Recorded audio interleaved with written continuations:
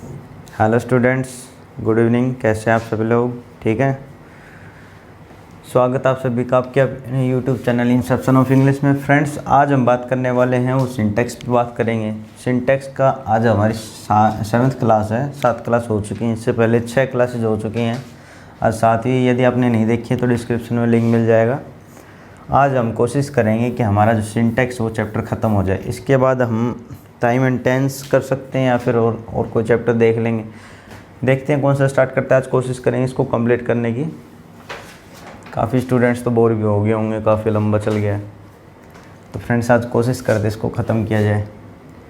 Rule 19 हो चुके हैं, 19 रूल हो चुके हैं। तो रूल नंबर 20 लिखिए आप। रूल 20। एक एग्जाम्पल लिखता हूँ। A number of students have come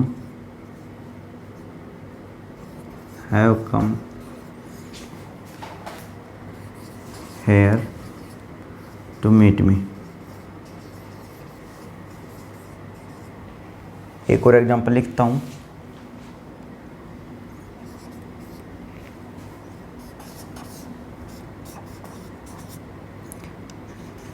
The number of corona patients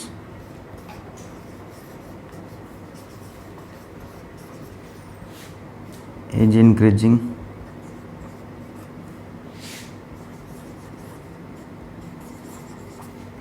day by day।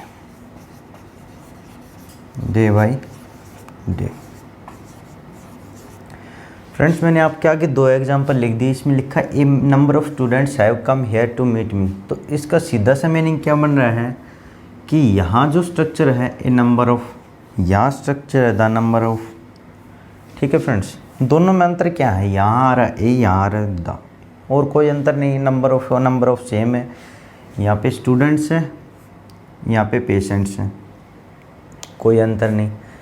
लेकिन यहाँ जो वर्ब यूज हो रही है ये सिंगुलर वर्ब यूज हो रही है, यहाँ वर्ब यूज हो रही है प्लूरल वर्ब यूज हो रही है। तो इसके हिसाब से जो रूल निकल के आता है जो इसका इंग्लिश का, वो क्या है? ए नंबर ऑफ, इसके बाद प्लूरल नाउन और प्लूरल वर्ब। ठीक है फ्रेंड्स। दूसरा है द नंबर ऑफ, इसके बाद नाउन सिंगुलर हो सकता है, प्लूरल भी हो सकता है, कुछ भी हो सकता है, सिंगुलर वर्ब आएगी। ये सब पार्ट ए, ये सब पार्ट बी। मैंने आपके आगे 2 एग्जाम्पल लिखे। A number of students have come here to meet me. Second one लिखा है the number of corona patients is increasing day by day. ठीक है फ्रेंड्स। तो आप कहेंगे ये भी यहाँ पेशेंट्स की बात कर रहे हैं, यहाँ स्टूडेंट्स की बात हो रही है, लेकिन यहाँ प्लूरल वर्ब यूज हो रही है, यहाँ सिंगुलर वर्ब यूज हो रही है। ये फंडा क्या है? ये फंडा ये है the number of corona patients. तो ये एक टाइप की संख्या की बात कर रहा है, संख्या की बात कर रहा है। तो संख्या की बात कर रहा है तो ये एक टाइप में काउंटेबल टाइप का साउंड कर रहा है या नहीं कर रहा? The number of corona patients, ये किसी संख्या का बोध कर रहा है, एक पर्टिकुलर संख्या का बोध कर रहा है, ना कि पूरे पेशेंट्स का बोध कर रहा है। The number of corona patients, संख्या का बोध हो रहा है, तो संख्या का बोध हो रहा है, अनकाउंटेबल टाइप का कंसिडर हो गया ये। वैसे तो काउंटेबल बोल सकते, the number of corona patients, पता नहीं कितने पेशेंट हैं, अनकाउंटेबल में आ जाएंगे, प्लूरल में आ जाएंगे, कुछ भी कह लीजिए, लेकिन ये एक संख्या का बोध कर रहा है इसलिए यहाँ ई जाएगा। ठीक है फ्रेंड्स, संख्या का बोध कर रहा है इसलिए यहीं जाएगा। ए नंबर ऑफ स्टूडेंट्स, एक से ज़्यादा, ए नंबर ऑफ एक से ज़्यादा, एक से ज़्यादा हो गया तो हमने क्या आपको क्या बताया? Plural verb. एक चीज़ की बात करें तो सिंगुलर वर्ब, ये मैं आपको कई बार बता चुका हूँ। एक चीज़ की बात करें तो सिंगुलर, एक से ज़्यादा की बात करें तो plural. A number of students have come here to meet me, तो यहाँ प्लूरल आ गई। The number of corona patient is increasing day by day, ये जा रहा है क्योंकि संख्या की बात कर रही। ये हमारा रूल नंबर 20 है। इससे आगे बात करते हैं।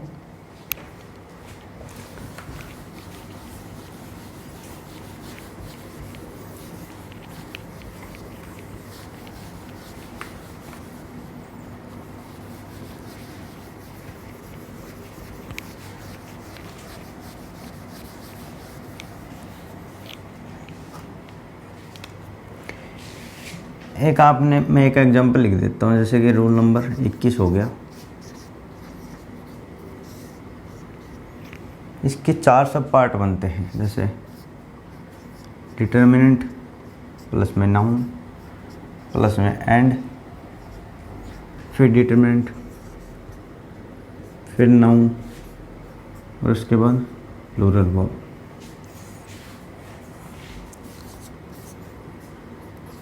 Determinant plus noun plus and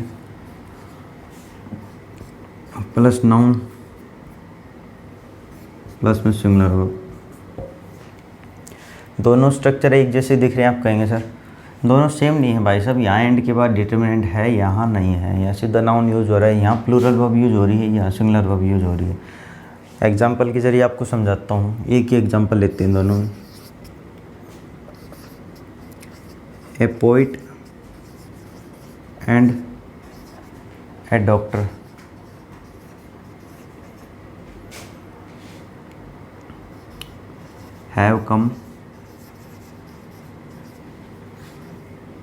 have come to my house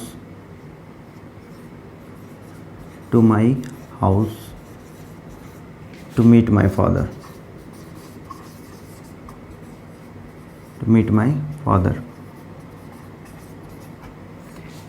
इसका एग्जाम्पल मैं आपके आगे लिखता हूँ। A poet and doctor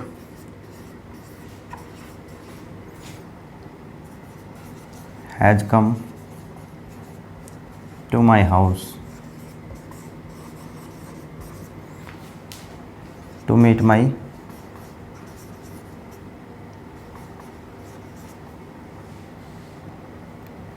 father।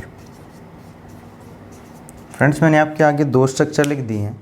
2 structure लिखी हैं तो मैंने आपके आगे क्या लिखा है? A poet and a doctor have come to my house to meet my father. तो यहाँ आप कहेंगे सर यहाँ है आ रहा है, यहाँ है जा रहा है, दोनों लगभग सेम दिख रहा है। स्टूडेंट्स, ये दोनों सेम नहीं दिख रहा है। यहाँ ए पोइट ए डॉक्टर की बात हो रही है, यहाँ ए पोइट और ओनली डॉक्टर की बात हो रही है। मतलब स्ट्रक्चर तो बेसिकली जो रूल हमको याद नहीं करना, डिटरमिनेंट प्लस नाउन प्लस में एंड प्लस में डिटरमिनेंट प्लस नाउन प्लस में फिर प्लूरल वर्ब, ये याद करने की कोई जरूरत नहीं है। मैं आपको डायरेक्ट बताता हूँ, जाहिर सी बात एग्जाम्पल के थ्रू समझाता हूँ। A poet and a doctor have come to my house to meet my father. मतलब क्या कह रहा है? एक पोइट है और एक डॉक्टर है, वो मेरे घर आए मेरे फादर से मिलने के लिए।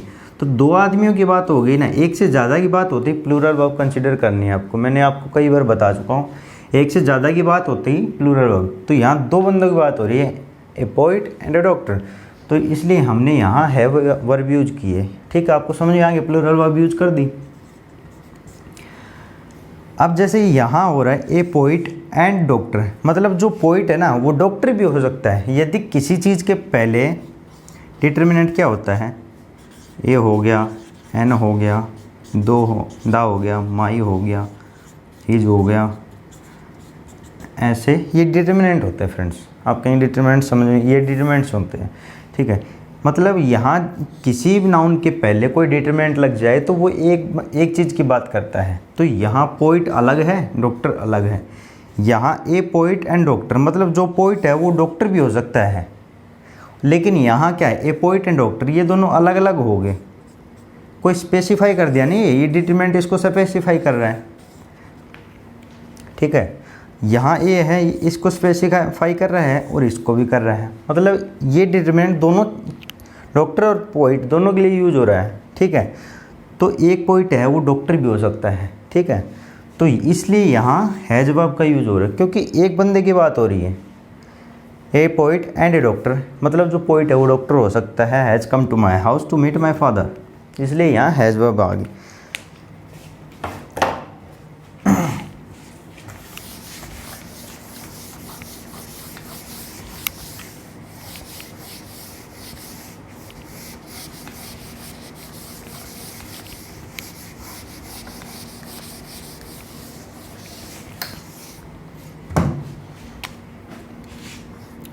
सी,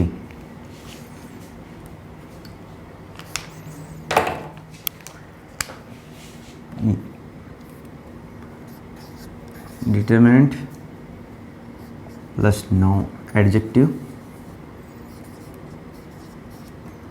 plus and adjective plus noun plus plural verb. D determinant plus adjective plus and plus adjective plus noun singular verb. भाई साहब अंतर क्या है दोनों? पहले ए और बी में क्या अंतर था? एडजेक्टिव की जगह क्या था हमारे पास? नाउन था, नाउन था। लेकिन यहाँ एडजेक्टिव के बाद नाउन आ रहा है। हम आपको एडजेक्टिव में बताएंगे।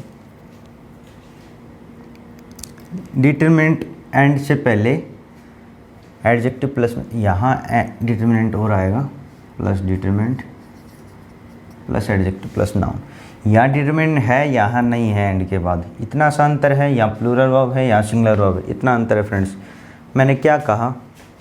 मैंने कहा डिटरमिनेंट प्लस में एडजेक्टिव प्लस में एंड प्लस में डिटरमिनेंट, फिर एडजेक्टिव फिर नाउन फिर प्लूरल वर्ब। दूसरी बार में डिटरमिनेंट प्लस एडजेक्टिव प्लस में एंड प्लस में adjective plus noun plus singular verb. इतना आपको याद करने की जरूरत नहीं, सीधा एग्जाम्पल के थ्रू समझिए। Example, a blue and a white shirt are hanging on the wall। Same example लिखता हूँ। A blue and white shirt is hanging on the wall। ठीक है फ्रेंड्स, मैंने आपके आगे क्या लिख दिया? मैंने आपके आगे दो चीज़ें लिख दी हैं। इसमें मैंने आपके आगे लिख दी जैसे a blue and a white shirt are hanging on the wall. अब आप कहेंगे सर यहाँ आपने आर यूज किया है, यहाँ आपने इज यूज किया है। ऐसा क्यों यूज किया गया है? क्योंकि यहाँ जो डिटरमिनेंट है ये इसको सिंप्लीफाई कर रहा है, इसको स्पेसिफाई कर रहा है। यहाँ वाला इसको स्पेसिफाई कर रहा है, यहाँ वाला इसको स्पेसिफाई कर रहा है। यहाँ वाला डिटरमिनेंट इसको भी कर रहा है, इसको भी कर रहा है। मतलब एक वाला डिटरमिनेंट दो जगह काम कर रहा है। ठीक है, तो a blue and a white shirt मतलब दो शर्ट होगी, एक तो ब्लू शर्ट है एक वाइट शर्ट है। एक से ज़्यादा की बात होती है प्लूरल वर्ब आपको यूज करनी होती है। मैंने आपको काफ़ी बार बता चुका हूँ, तो इसलिए यहाँ पे आर यूज हो रही है। ठीक है, a blue and a white shirt are hanging on the wall मतलब एक ब्लू है और एक वाइट है, दो शर्ट हैं जो दीवार पर सूख रही हैं या लटकाई गई हैं। ठीक है फ्रेंड्स, आर इसलिए यूज होगा। A blue and a white shirt is hanging on the wall मतलब एक ब्लू शर्ट है, मतलब एक ही शर्ट है, वो ब्लू भी है वाइट भी। मतलब जैसे आजकल आ रही है फैशन वैशन में मिक्सअप करके कुछ ऐसा आता है, जो वाइट भी है ब्लू भी है, मतलब एक ही शर्ट की बात हो रही है। Is hanging on the wall इसलिए यहाँ सिंगुलर वर्ब का यूज किया गया है। मतलब एक ही डिटरमिनेंट दो को स्पेसिफाई करेगा, तो इसके लिए आपको सिंगुलर वर्ब यूज़ करनी है। ठीक है फ्रेंड्स, ये रूल हमारा 21 नंबर था। इससे आगे बात करते हैं।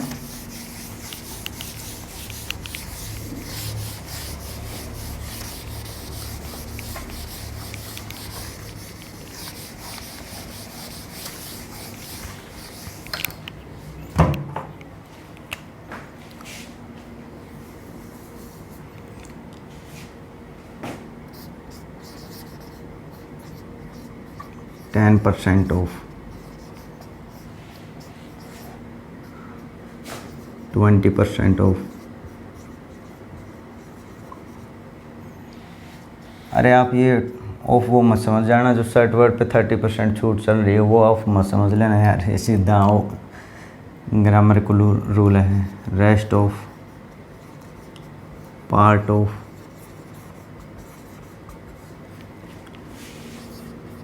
1/3 of,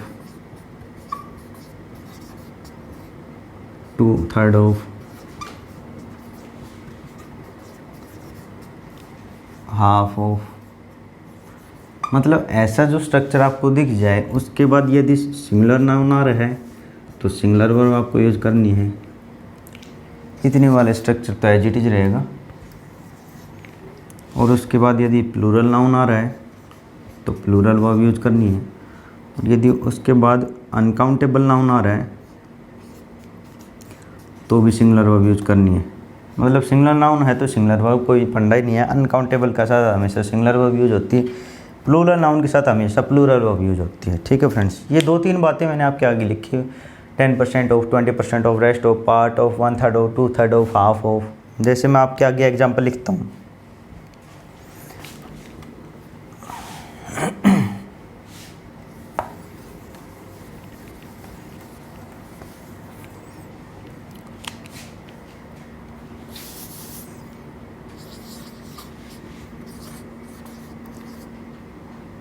One third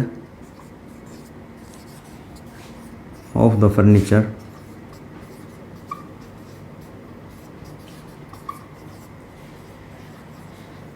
has been made of this book.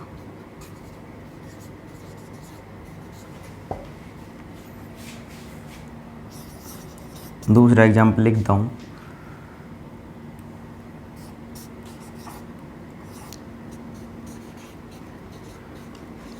Two-third of the book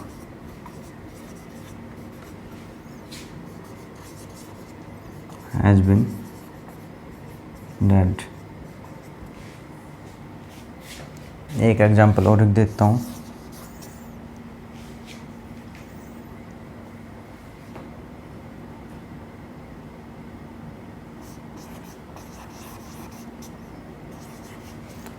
Half of the questions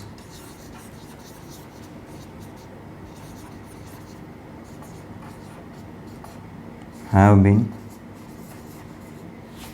solved. मैंने आपके आगे 3 एग्जाम्पल लिख दिए फ्रेंड्स। मैंने आपके आगे 3 एग्जाम्पल लिखे। 1/3 of the furniture, 1/3 of structure, 2/3 of structure, half of structure. खेल क्या है? खेल इसके बाद यूज होने वाले नाउन का है, इसके बाद होने वाले नाउन का है, इसके बाद यूज होने वाले नाउन का है, और उसके बाद जो वर्ब यूज होती है उसका तो खेल है ये। ठीक है फ्रेंड्स, मैंने आपको बताया था यदि अनकाउंटेबल है तो उसके बाद सिंगुलर वर्ब यूज होती है। फर्नीचर क्या है? अनकाउंटेबल नाउन है। 2/3 of the furniture has been made of this wood, मतलब 2/3 है ना, सॉरी 1/3 है ना, वो फर्नीचर इस वुड के द्वारा बनाया है। कोई भी वुड है, कोई भी लकड़ी है, हमको नहीं पता क्या है। फर्नीचर अनकाउंटेबल नाउन हो उसके हिसाब से यहाँ हैज़ वर्ब यूज हो रही है। यदि यहाँ पे हैव आ जाती ना तो ये हमारा एग्जाम में एरर बन जाता। ये यहाँ पे हैज़ यूज होगा अनकाउंटेबल नाउन के हिसाब से। 2/3 of the book has been read. 2/3 मतलब 2/3 भाग है वो किसी किताब का, वो पढ़ा जा चुका है। मतलब ये बुक है, ये सिंगुलर है, एक की बात कर रहा है, तो सिंगुलर के साथ सिंगुलर वर्ब आई। हैज़ यहाँ अप्रोप्रिएट है, ठीक है होता है, एग्जाम में एरर बन जाता है जाता। Half of the questions have been solved, half of the questions have been sold.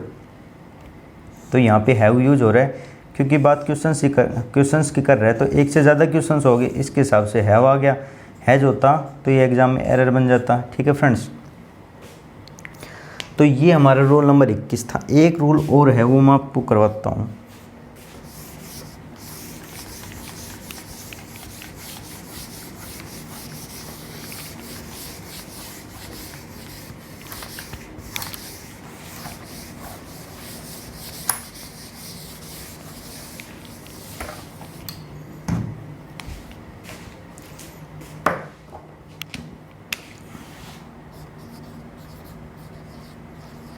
Number 22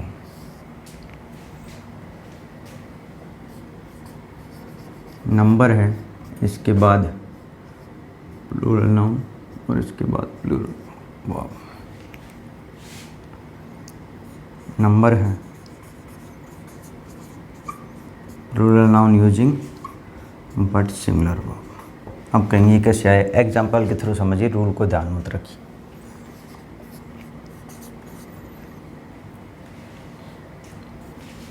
number जैसे 20 rupees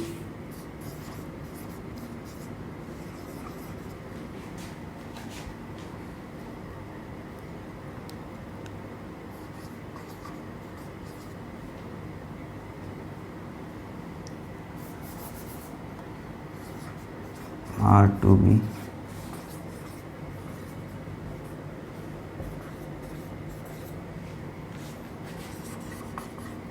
among the students।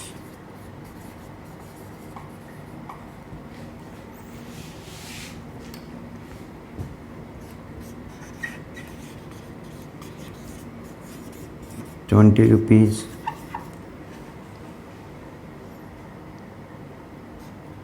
is enough for me। मैंने फ्रेंड्स आपके आगे 2 एग्जाम्पल लिख दिए। 20 rupees are to be divided among the students. 20 rupees is enough for me. अब बात हो रही है 20 रुपीज़ की, बात हो रही है 20 रुपीज़ की, लेकिन यहाँ जो वर्ब यूज हो रही है वो प्लूरल है, यहाँ सिंगुलर है। यहाँ पे जो वर्ब यूज हो रही है, यहाँ जो वर्ब यूज हो रही है वो प्लूरल है, यहाँ वर्ब यूज हो रही है सिंगुलर है। यहाँ पे 20 रुपीज़ की बात हो रही है, यहाँ भी 20 रुपीज़ की बात हो रही है, लेकिन ये प्लूरल है, ये सिंगुलर है। इसका फंडा क्या है? इसका फंडा ये है, जैसे कोई चीज़ है, कोई नंबर है, कोई रुपी हो गया, कोई डिस्टेंस हो गया, उसको हम डिवाइड कर देते हैं, एक सर्टेन चीज़ का बोध नहीं कराता है, तो प्लूरल वर्ब का यूज हो जाता है। जैसे 20 रुपये है, 20 रुपये को 50 स्टूडेंट्स में आपको डिवाइड करना है, तो 5-5 रुपये सबको मिलेंगे। तो 4 चीज़ों की बात कर रहा है, एक से ज़्यादा में बट गया, 4 जगह हो गया, तो एक से ज़्यादा की बात करेगा, मतलब एक सर्टेन अमाउंट की बात नहीं कर रहा। 20 रुपीज़ इज इनफ फॉर मी, 20 रुपये मेरे लिए पर्याप्त है। यहाँ सर्टेन की बात हो रही है, सर्टेनिटी की बात हो रही है, ठीक है फ्रेंड्स। मतलब a certain amount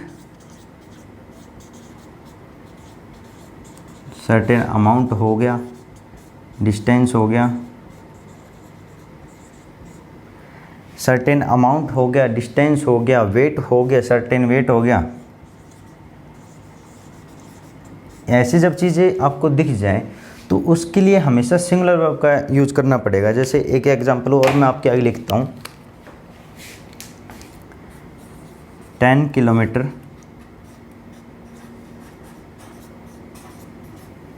10 kilometres distance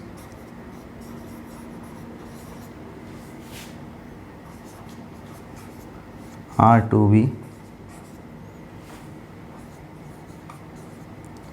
covered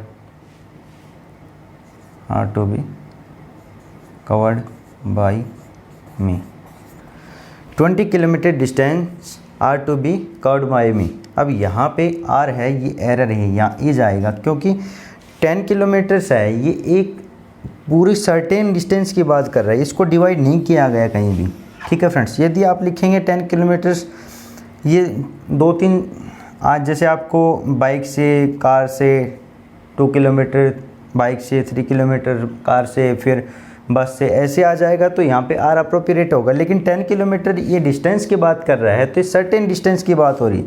किसी भी सर्टेन चीज़ के लिए सिंगुलर वर्ब यूज होगी, भले नंबर और प्लूरल नाउन, इसका ये स्ट्रक्चर दोनों जगह फिक्स है, कोई दिक्कत नहीं। लेकिन यहाँ प्लूरल वर्ब यूज हो रही है, यहाँ सिंगुलर वर्ब यूज हो रही है। कहने का मतलब ये है, यहाँ पे सर्टेनिटी की बात नहीं हो रही। 20 रुपये का है, वो 4 स्टूडेंट्स में बराबर बांटा गया, तो यहाँ प्लूरल वर्ब यूज होगी, क्योंकि एक से अधिक में बांटा गया है, सर्टेनिटी नहीं रही वहाँ पे, अमाउंट सर्टेन नहीं रहा, 4 जगह हो गया, तो प्लूरल वर्ब यूज होगी।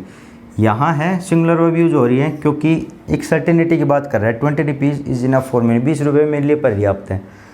तो फ्रेंड्स, ये 22 रूल हैं हमारे सिंटैक्स में।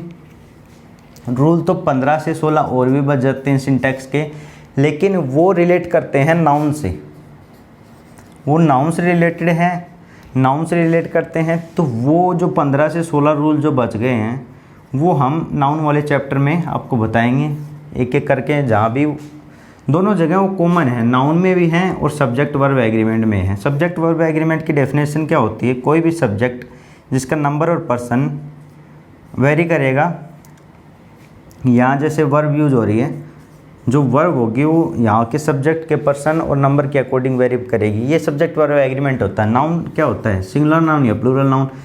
हमने यहाँ पे लगभग plural noun, singular noun, uncountable noun, noun की जैसी बात की है। तो ये चैप्टर है लगभग ये नाउन से मिलता जुलता है काफ़ी, तो जैसे इसको करवाते भी नहीं है, इसको नाउन के अंदर कंसिडर कर लिया जाता है। तो 15 से 16 ऐसे रूल हैं जो कॉमन हैं, नाउन में भी हैं और इसमें सब्जेक्ट वर्ब एग्रीमेंट या सिंटैक्स में भी हैं। तो ये बचे हुए रूल जो आगे के हैं वो मैं आपको नाउन वाली क्लास में करवा दूंगा। तो 7 पार्ट हमारे सिंटैक्स के हो चुके हैं, तो हमारा यहाँ सब्जेक्ट वर्ब एग्रीमेंट का चैप्टर कंप्लीट होता है। सब्जेक्ट वर्ब एग्रीमेंट का चैप्टर कंप्लीट होता है। ये हमारा सब्जेक्ट वर्ब एग्रीमेंट का चैप्टर था। आपको कोई डाउट लगा हो तो मेरे को बता दीजिएगा। हमने जो टेलीग्राम पे चैनल है अपना बना रखा है, जैसे आपको कोई डाउट लगाए, कोई भी क्वेश्चन कर लीजिएगा। आपका कोई भी क्वेश्चन फंसे, कोई भी अटके, तो आप कमेंट बॉक्स में रिप्लाई कर दीजिए, सर मेरे को ये क्वेश्चन नहीं आ रहा। ठीक है फ्रेंड्स, तो मैं उसका रिप्लाई ज़रूर करूँगा। और जैसे हमारा सब्जेक्ट वर्ब एग्रीमेंट कंप्लीट हो चुका है, तो जो टेलीग्राम चैनल है इंसेप्शन ऑफ इंग्लिश के नाम से ही, मैं आपको डिस्क्रिप्शन में लिंक भी दे दूँगा। उस पर सब्जेक्ट वर्ब एग्रीमेंट के लगभग हम 50+ क्वेश्चन आपको प्रैक्टिस के लिए वहाँ देंगे। ठीक है, अब बना के देखिएगा, कोई भी क्वेश्चन ऐसा नहीं होगा जो आपसे नहीं बनेगा। ठीक है फ्रेंड्स, तो टेलीग्राम पे मैं जो डाल दूँगा, जो क्वेश्चंस होंगे आप उनको सोल्व कर दिए। जो प्रॉब्लम आएगी, अदरवाइज़ तो आएगी नहीं, आएगी तो आप मेरे को बताना कमेंट में रिप्लाई करके, सर ये प्रॉब्लम आई, मैं उसको सोल्व करवाऊँगा आपके लिए। तो आज की क्लास के लिए इतना रखते हैं। अगली क्लास में टाइम एंड टेंस या फिर और कोई चैप्टर होगा जो भी अप्रोप्रिएट होगा वो हम स्टार्ट करेंगे। Thank you, thanks a lot.